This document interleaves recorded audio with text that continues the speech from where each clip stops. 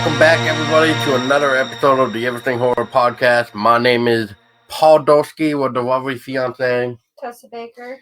And, well, we got another guest joining us tonight, and you may remember him from, actually, our first interview of 2019, actually, and all the way back in January. And that was when we were talking about Unearthed, the Curse of the Nephthys. I think I did pronounce that right, but yeah, you got it. Sweet. And without further ado, welcome back to Beau Yotty. Welcome back, Beau. Thank you, guys. Thank you, Paul and Tessa, for having me. We're glad to have you, Beau.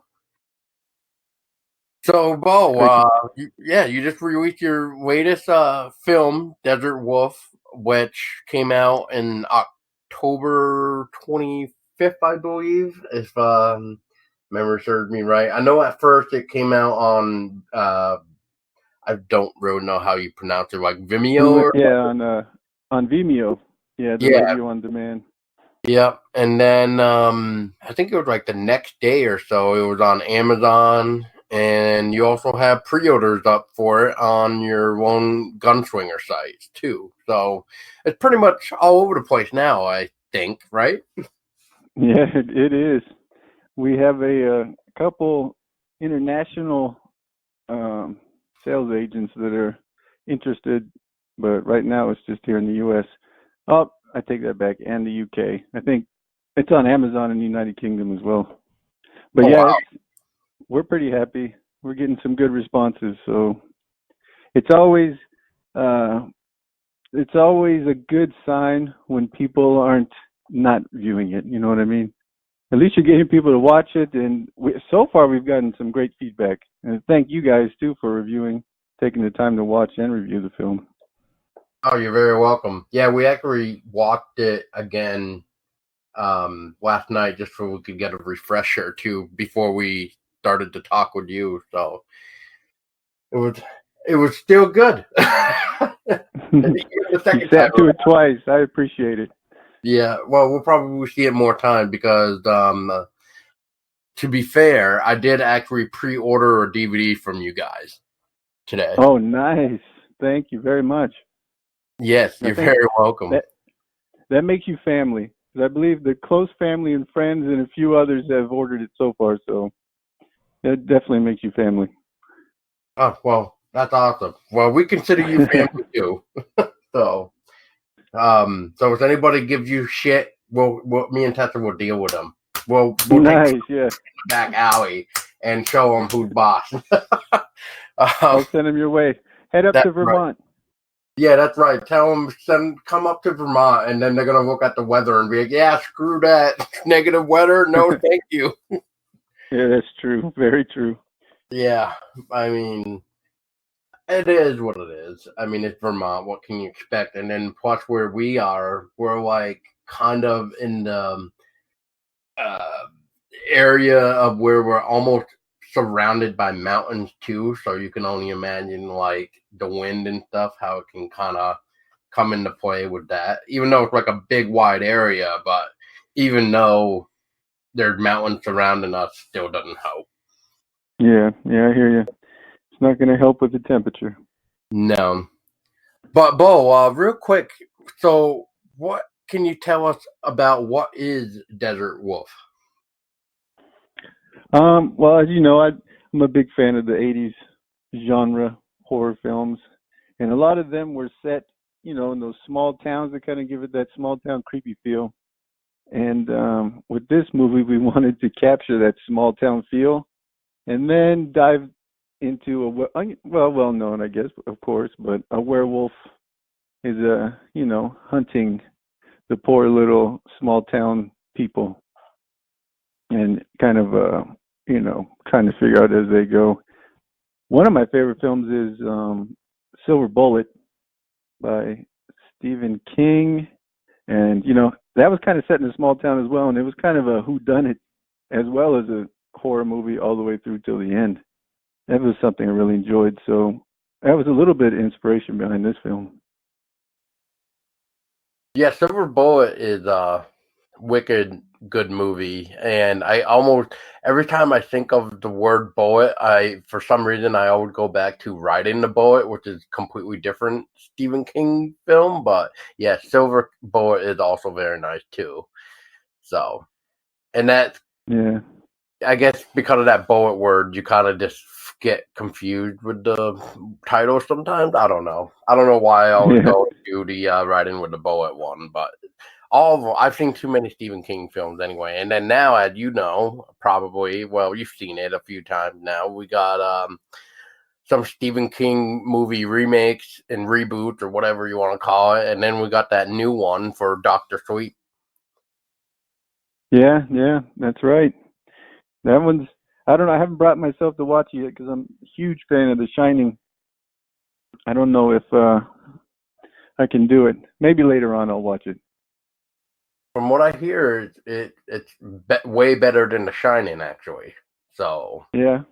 whatever that means. Yeah, whatever that means. But, But yeah, I mean, it's very interesting. I yeah, heard the book well, is great.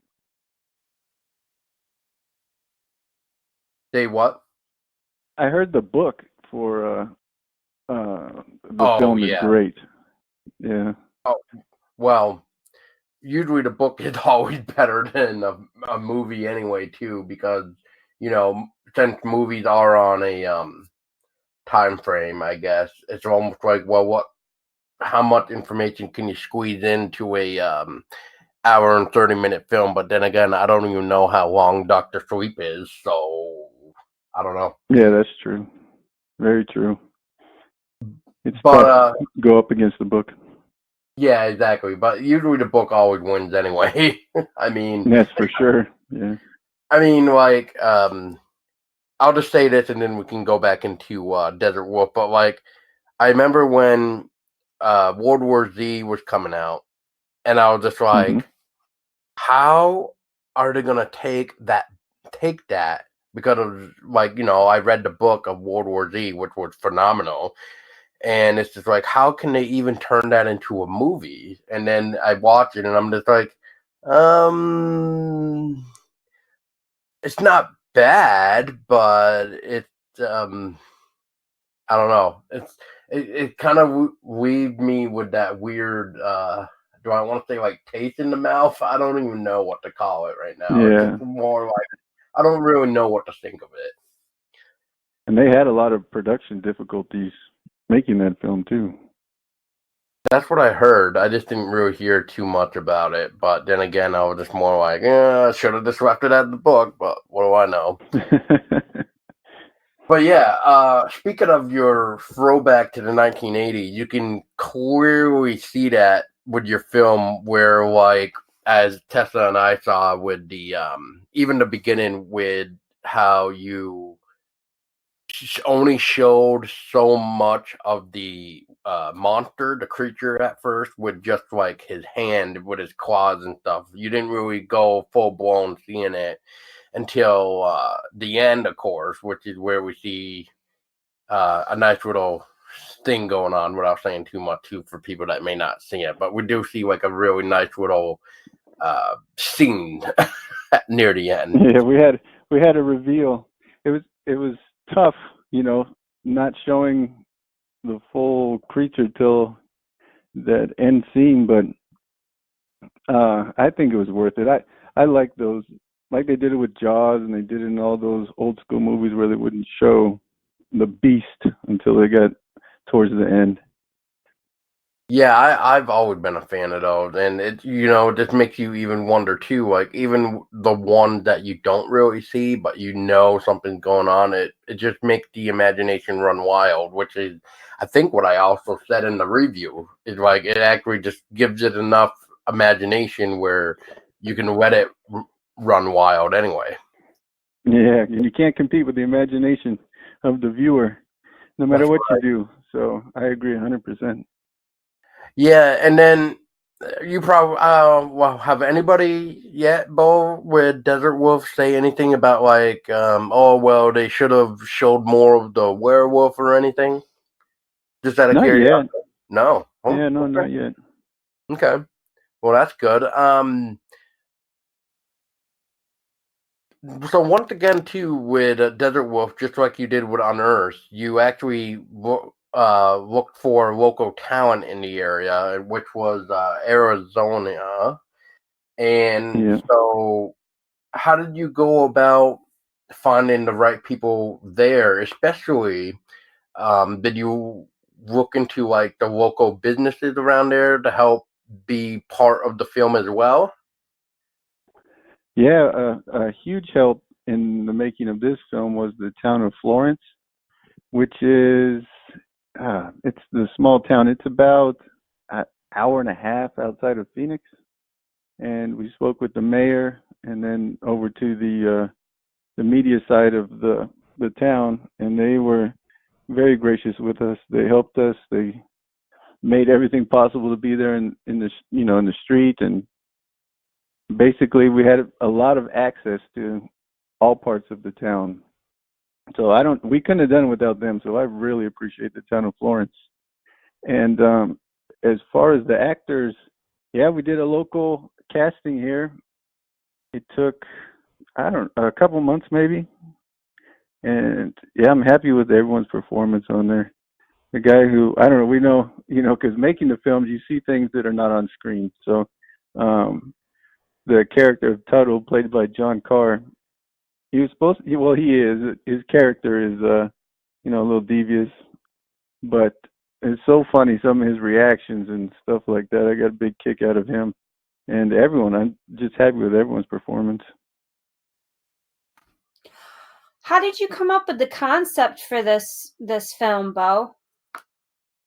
Well, I wanted to do a werewolf. I'm a huge werewolf film fan, and I thought, what can we do that's, it's because I don't know, just try to find something different. So I went for what can we sit in the desert and tell a story that kind of keeps you guessing throughout the entire film instead of just, oh, there's a beast, we know where it is, we want to go kill it. So I wanted to get a little bit of mystery behind, little suspense into the werewolf genre, and this is what we came up with. That's very cool. I'm also a big werewolf movie fan as well, like The Very Howling cool. and uh, Blood and Chocolate and some other ones, but Howling is definitely the whole Howling franchise is definitely ranking top in my list Yeah, of yeah. I like. But yours was great. I was very happy with it. Like I was talking to Paul about it last night after we got done watching it, and I'm like, wow. I was like, I'm proud of Beau. He did really great with this. Well, I appreciate it because that's the toughest thing, to have a werewolf fan watch the movie. That creates the most anxiety. If someone doesn't like werewolves, it's whatever. But someone who actually likes werewolves and they appreciate the movie, that's a compliment. Thank you very much. You're welcome. Yeah, besides the Hound, I'm also a big fan of the Dog Soldier film. Oh yeah, Dog Soldiers, that's a good one. That is up there. Oh yeah, It might be number one. I don't know though. My favorite is American Werewolf in London. I don't know why, but something about that film. Maybe I watched it when I was a kid too many times. I don't know. no, that's a good one too.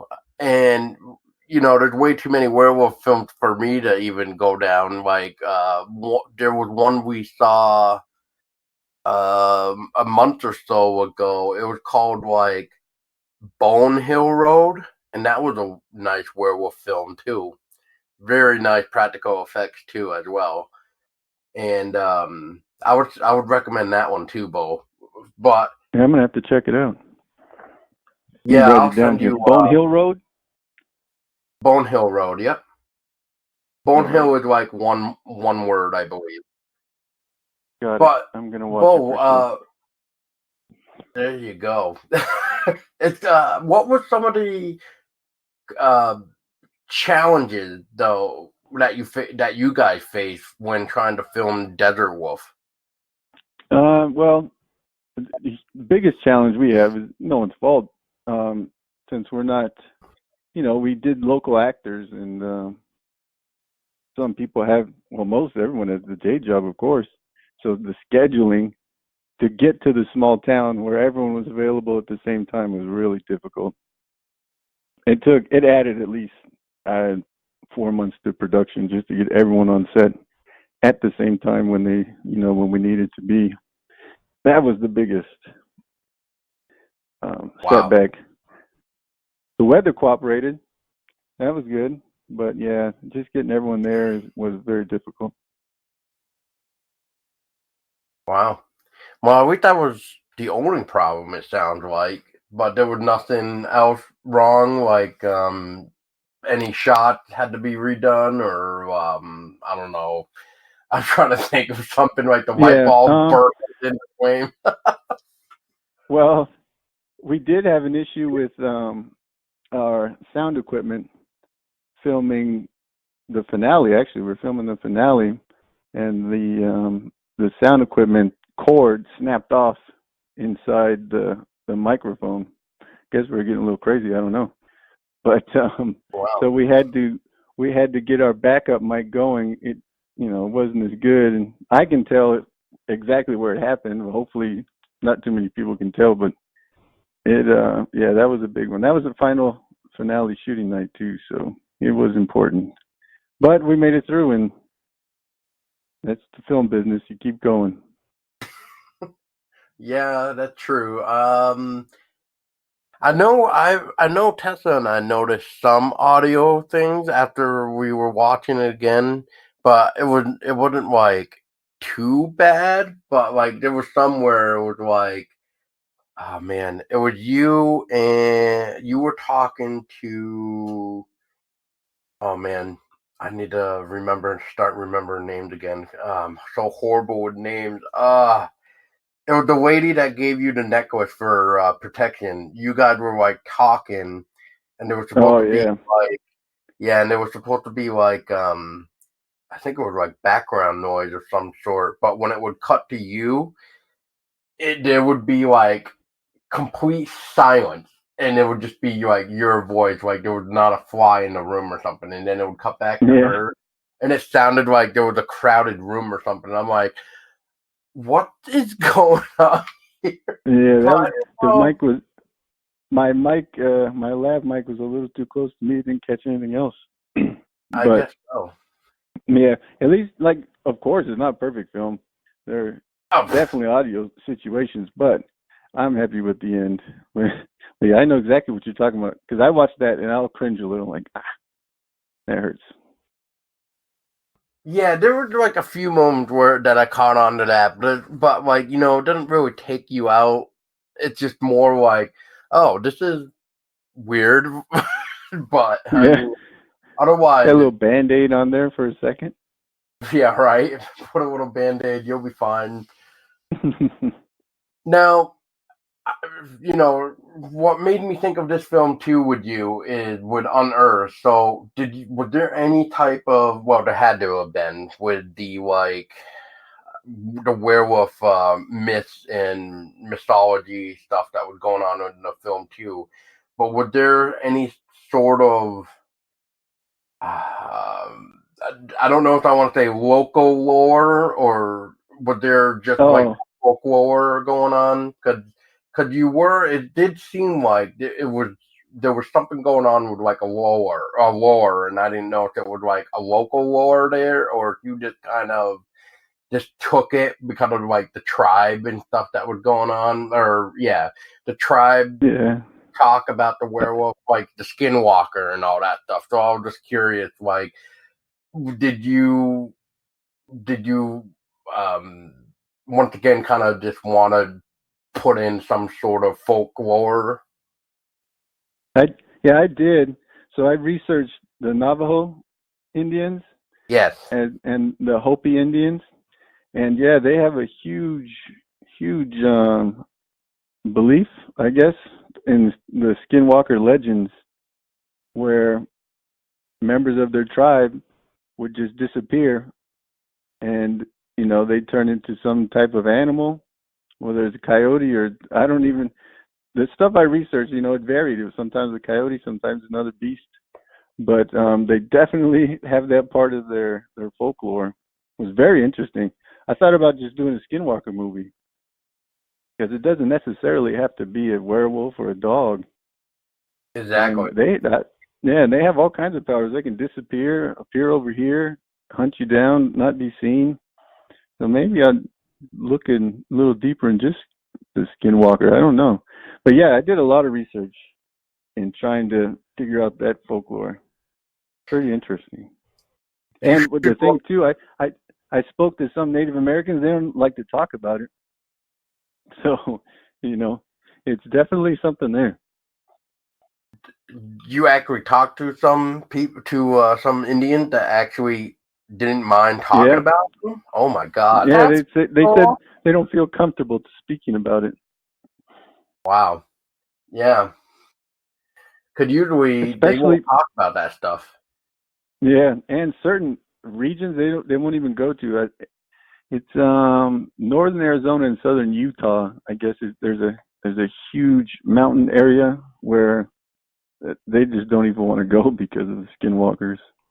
Oh, I think I know. Yeah, that sounds familiar. I wonder if that's the same place that I'm thinking of anyway. Yeah, where I've heard a story where like these people went to try to find like Bigfoot in a way, but like I don't know if it's the same area, but this reminds me of this type of story anyway. But they talked to the local like Indian tribe there, and they they were asking them about this like specific mountain, I guess, or something, but the Indians would only take them so far up the mountain, and then they pretty much said like if you go anymore, you're gonna be in like uh, the danger territory, and And no thanks.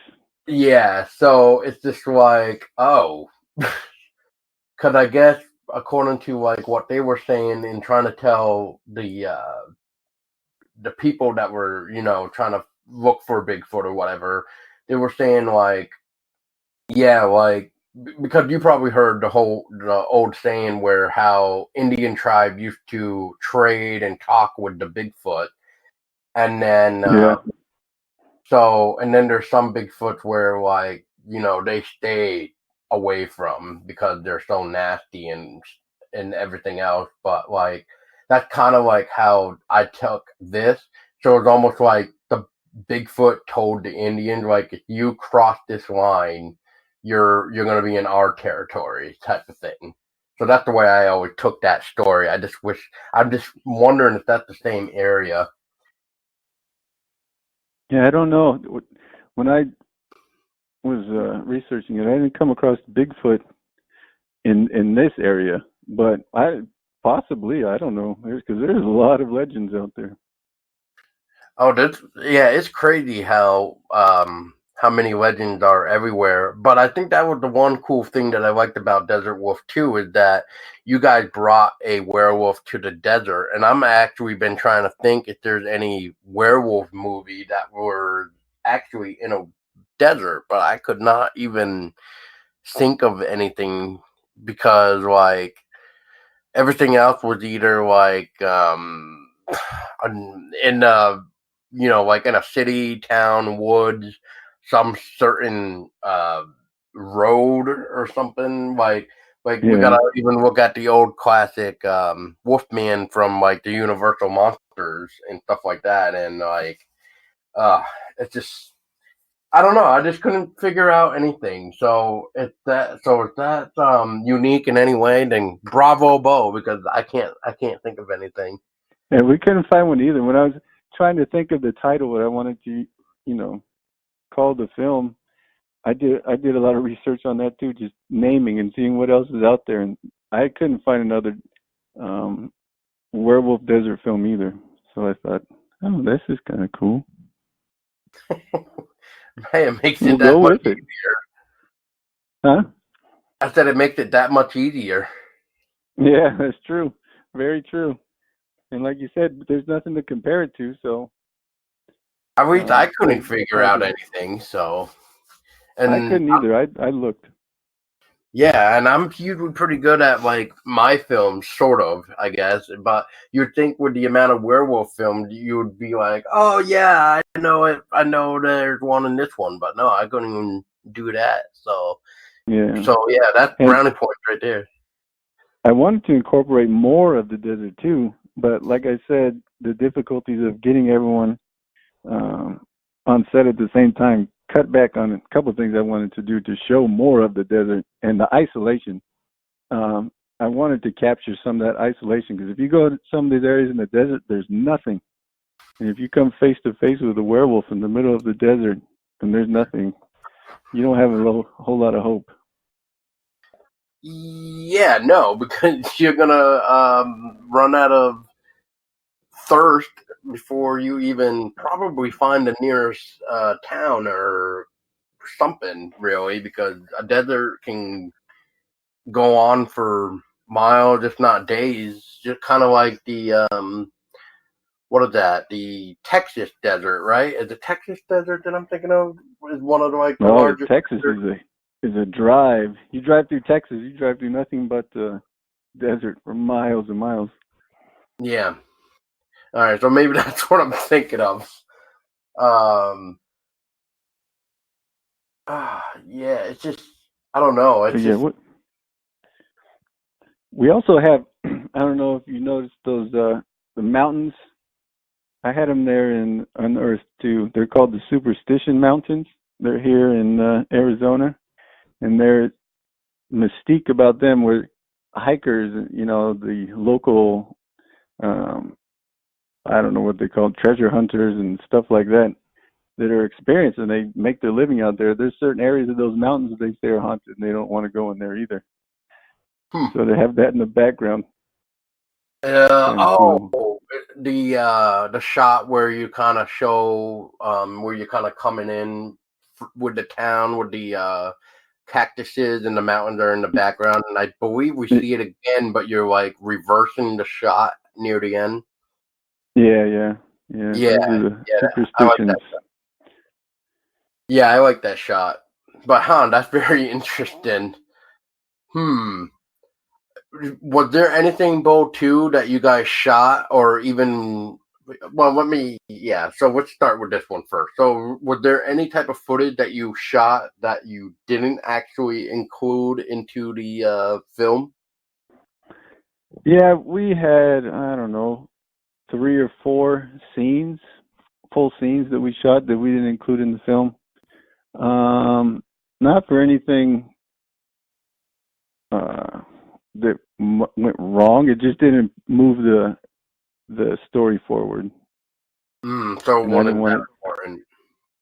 Yeah, and it was just more kind of saying the story instead of telling the story with visual. So I decided to go with the approach of not boring people, just in case. Well, that's a pretty good decision, I would think, because the longer you drag on, the more less attention span there is too, as well. Especially nowadays, everyone wants it bam, bam, right now. So isn't that something? It's I blame technology. Really, it's with that whole without a doubt. With the cell phone thing, because it's very interesting. I was listening to this other show that I recently found, and I love listening to this guy. He's all the way from the UK, and the podcast is called The Unexplained with Howard Hughes. But he had a special guest on, and he wrote this book about technology, how it's like taking control of our lives, and it's more about like how to get back control of our lives. And he makes some very interesting points about how our time span used to be pretty good until we had cell phones in our hand. Now it's like we don't have enough time to watch something or even really get the right social skills without having to check our phones and stuff like that. And interesting thing, which I don't do this, but it was really interesting to hear. But I guess like how did he word it? You lose more attention when you're actually waiting in line at a store because waiting in line, waiting to check out sometimes can make you want to check your emails and phone or your email, text, and whatever while you're waiting to check out. And even then, you're still looking at your phone while you're checking out too. So he was going into like this big thing how like people lose the time span of even trying to watch a film because it's like we can't even put down our we can't put down our phones long enough to even watch either a TV show or film without having to either pause it and look at our phone, or we just look at the phone while the movie's going and completely miss what's going on in the movie. It's a very interesting interview, but you know, when I was kind of watching this too, and when I remembered watching like Unearthed, where I was kind of confused of what was going on with Unearthed, and I think I even mentioned that when we first talked to you too. That's why we were asking you like, so what was going on? Please help us explain why was there repeating themes. This one, it was just more like here's this, here's that, boom, boom. It was just like the pacing was good, so it kept my attention span. So to go back to what I was saying to kind of tie this in is like I didn't lose interest to want to look at my phone is what I'm trying to say. But like even though I don't, I try my best, I should say. But like if my phone blows up like 5 or 6 times in a row, I'm like, okay, what is going on? And then I'll look at it, of course. But yeah, I thought that was very interesting interview. But yeah, I mean, I agree 100% with that. And that makes it different for filmmakers now too, because in the back of your mind, whether it should be or not, it's there. You know, is the person going to lose attention if I let this scene roll out for 10 seconds or even 5 seconds? Because you might lose them just in that 10 or 20 seconds, and they start checking their phone. They don't watch the rest of the movie, like you said. So, right? Yeah, exactly. Yeah. I don't know how they watched like all the classics and stuff. Those things used to be, a film was what, 3.5, 4 hours. Yeah, depending on what it was. Yep. Yeah. Yep. Yeah, I don't know. I mean, I guess, like I said, I just blame technology because we were all fine until we started getting the higher upgrades, as the guy actually calls them, like the higher upgrade. Because every time we go into the quote future, our technology always upgrades. So And we get less human, like you said. No social skills. I don't know. We're not acting like people anymore for some reason. Right, exactly. But to go back to Beau is, so how long did writing Desert Wolf take you, and do you remember how many drafts you had to go through?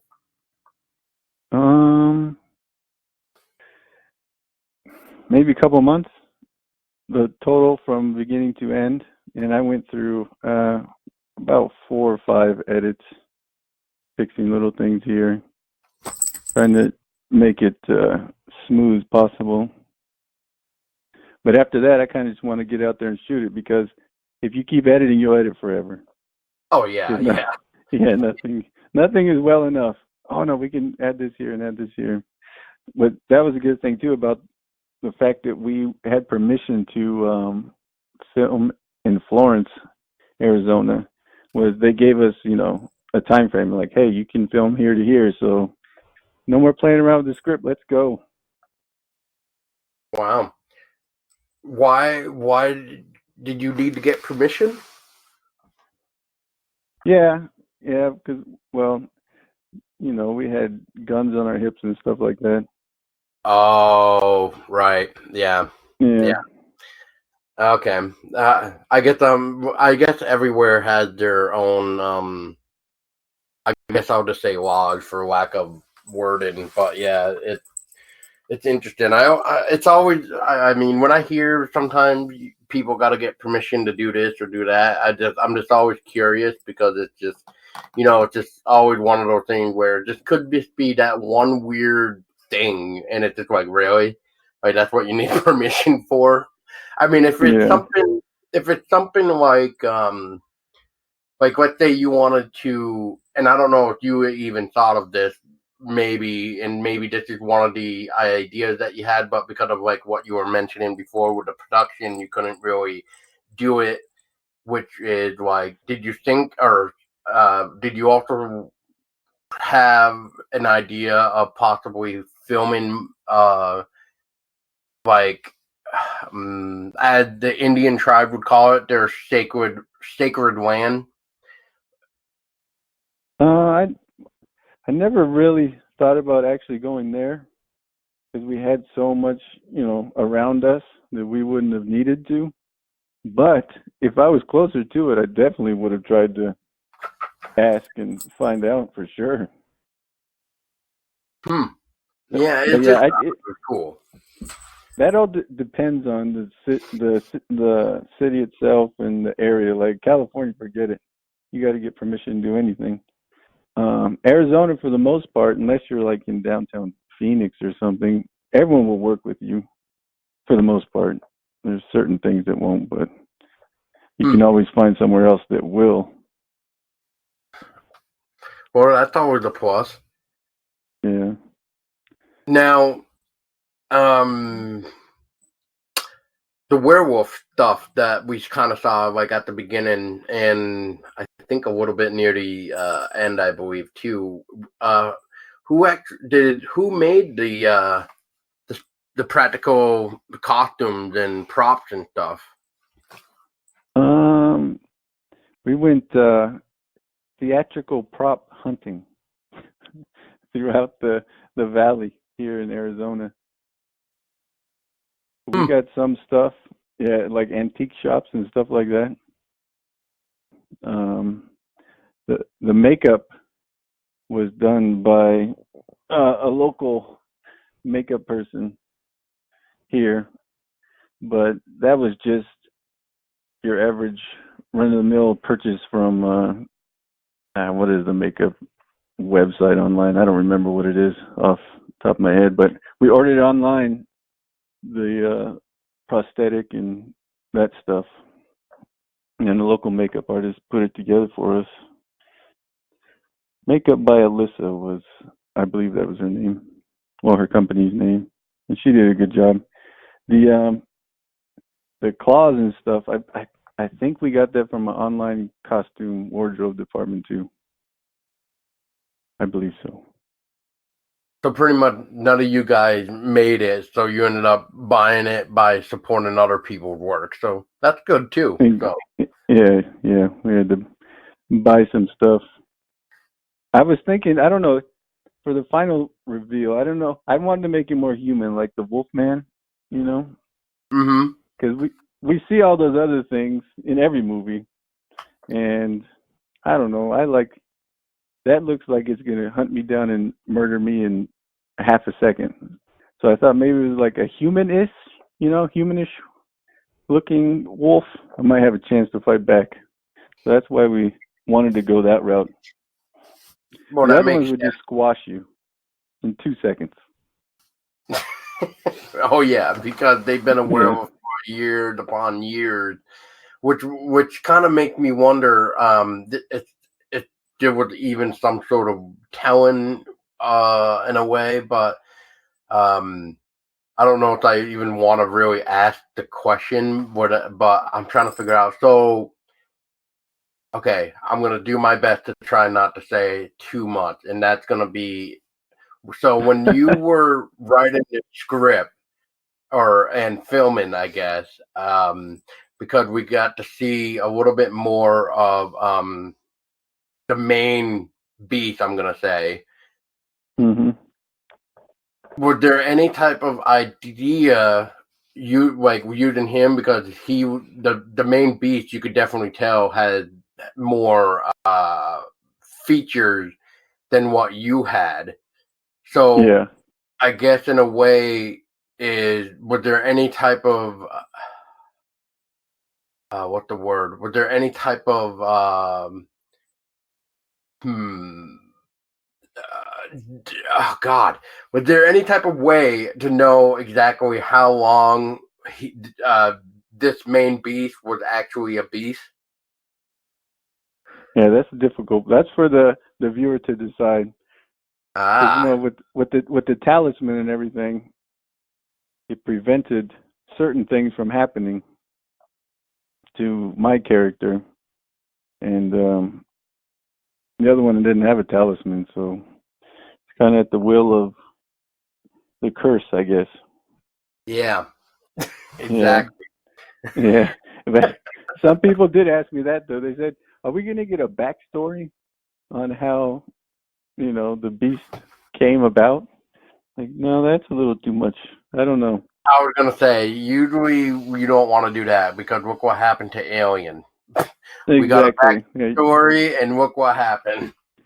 yeah. Leave well enough alone. That's all right. Exactly. I mean, we don't even have an imagination anymore with Alien because it pretty much got answered for us. So now we don't even have, well, we have questions, but not like what we used to, which is, Yeah, yeah. yeah. I don't like And when now, they do that. yeah, I wasn't really a fan, but especially when I watched Prometheus and all that, it's just like, first of all these characters need to shut up, let us enjoy the environment at least, and like, we bring in people that are more smarter than these people are, clearly. But yeah, And that could have been a standalone movie. You wouldn't even need to tie it to the Alien franchise. You know, change the exactly. actual beast around a little bit. Yes, yes. But Because there were a couple of scenes in there that were pretty crazy, like the um, what was it? The machine. She hooked herself inside and took the creature out of her. You know, yep, man, that's pretty brutal. I don't know. I yeah, don't know. yeah, exactly. But when you learn more about that too, Bo, it's just like that was almost the original way they wanted to do Alien to begin with, but they couldn't find a way to make it work, or they didn't want to make it look like it was a rip off of I think it was Star Trek or something. I can't remember right now, but yeah. But no, I completely 100% agree with you is that we don't need no backstory because then the imagination Yeah, isn't there anymore. yeah, I'm with you. Can't have So, everything given to you. You got to think a little bit here. yeah, exactly. We all need to have that one type of imagination. Otherwise, everything, well, actually, this is the new generation. Like we were just saying, like everybody wants everything. Bam, bam, bam. So, Yeah, yeah, for sure. um, hmm. I honestly cannot think of anything else right now, Bo. Let me see. Tessa, was there anything else? Mm, Actually, I thought of one thing, but I want to see it's I forgot. When I I just don't thought know. of, You keep asking him all the stuff that I would ask him. You're really good at reading my mind, I think. well, maybe you should start hosting it, and you can start interviewing. That's an idea for the future. Yeah, that would be great. Um, I think the only thing I have left, Bo, really to ask right now is there's one particular scene which leads into another scene, sort of thing, that I was curious about. I don't know if it had any type of story behind it or what, but I was just curious to ask when we see inside of the bar, they were talking Hmm. about, or was it? Yeah, maybe it was the bar. They were talking about how the celebrity was coming for this like festival or whatever.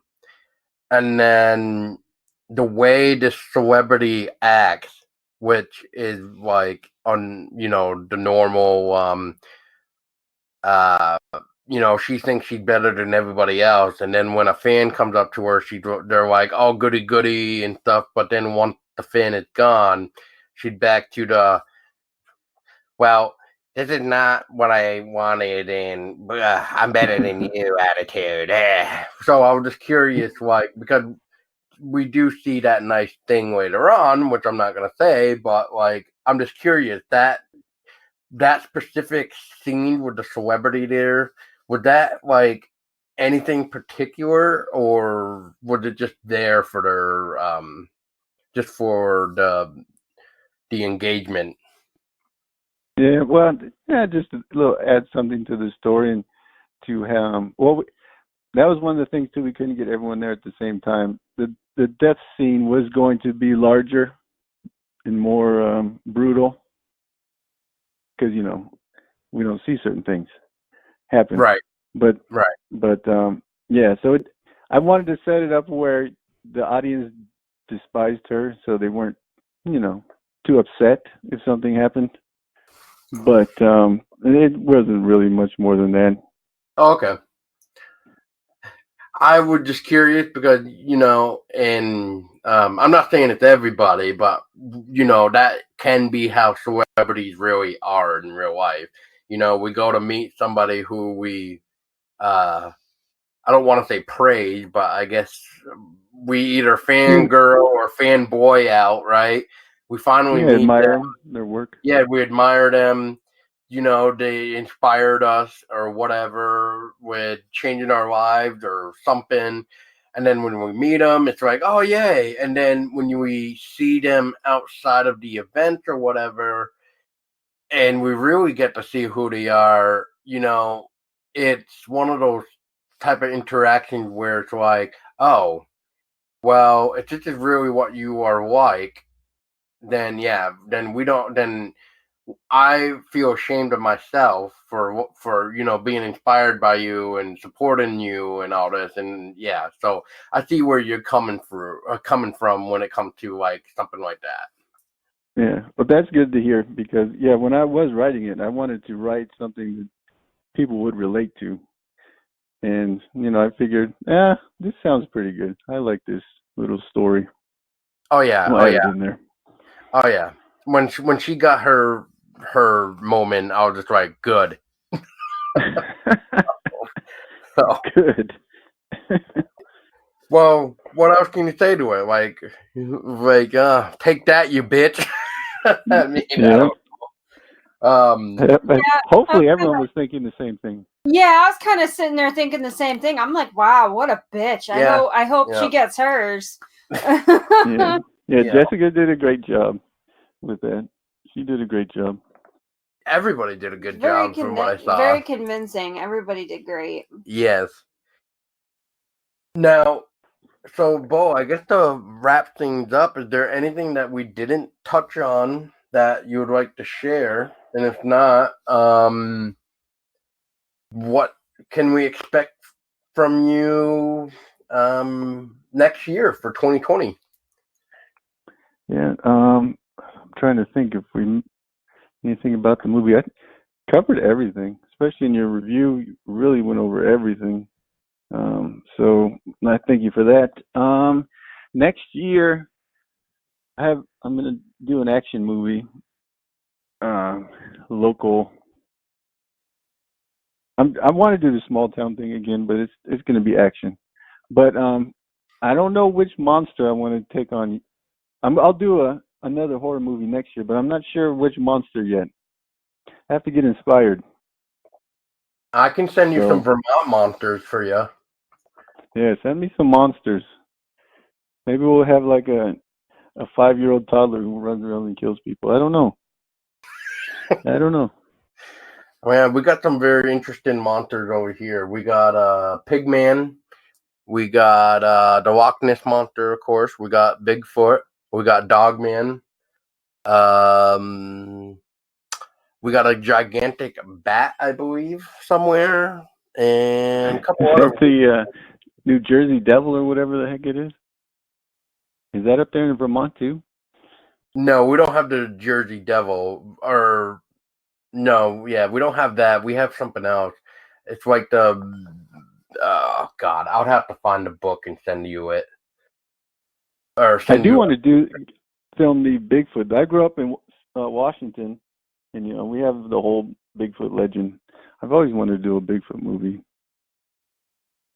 Not Harry and the Hendersons, though. A little bit more, a little bit more oomph behind it. Not that that's a bad movie. When I was a kid, I liked that movie. Oh, I've loved that movie. Yeah. Yeah. Yeah. You can't go wrong with Harry and the Hendersons. So. Nope, for sure. Yeah, I'll send you. I mean, I got a thing called, or if you want, since you were writing down stuff, look up a book if you want called The Vermont Monster Guide by Joseph. Sounds pretty good. And that will give you pretty much a basic idea of some monsters that we have. Very cool. Yeah, I'll check it out. Thank you. No problem. And I guess Beau is for anybody that wants to keep up to date with you with stuff and where we can find Desert Wolf. Even though actually, you know what? I don't know if it was recorded. I know we were talking about it off the air, but for those wondering too and haven't seen it yet, where can we keep up to date with you, and where can we find Desert Wolf to watch? You can watch Desert Wolf on Amazon. Amazon Prime, just search good old Desert Wolf, and Vimeo on demand. I like Vimeo. It's a more independent artist focus, so you really help out the people on there. Also, you can go to lonegunslingerpictures.com and beauyotty.com, and we'll lead you to all the movie watching sites and that good stuff, and of course social media. There you go. Well, Beau, thank you so much for your time, and I think it was a little bit better than last time because I think I was more, or I should say we, kind of. I mean, Tessa was mentioning she was sick, so last time when we were talking to you, but yeah, I mean, hopefully you didn't mind talking with us. It seemed like we were like almost all over the place, sort of, and Tessa was a little bit quiet, but she did come in a few times. Well, it's not my fault that you think of everything that I'm going to say. Well, next time, just shut up, and I want to get a question in. You're like, okay. We were talking too much. Let me... Yeah, right? Let me put in my 2 cents. Thank you very much. Yeah. Well, next time, if Beau wants to come back on next year for his action film or his other horror film where he finally takes on a mutated human or something, I don't know. Maybe you do the host or something.